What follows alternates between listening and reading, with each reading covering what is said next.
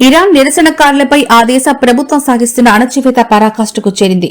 ద్రవ్యోల్బణం, రాజకీయ అణచివేత, పౌర హక్కుల కోసం జనవరి ప్రారంభం నుంచి సాగుతున్న నిరసనల్లో వేలాది మంది ప్రాణాలు కోల్పోయినట్లు దిగ్భ్రాంతికరమైన గణాంకాలు వెలుగులోకి వచ్చాయి.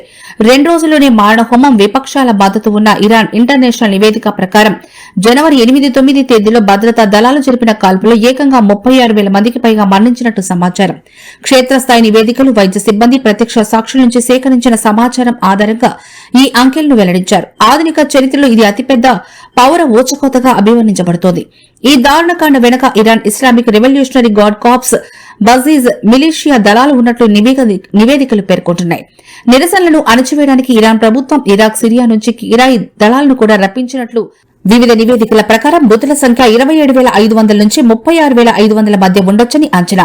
దేశంలో పరిస్థితులు చేయి దాటిపోవడంతో Iran supreme leader Ali Khamenei భద్రతా దృష్ట్యా టెహ్రాన్లోని ఒక రహస్య భూగర్భ ప్రాంతానికి మారినట్లు సమాచారం.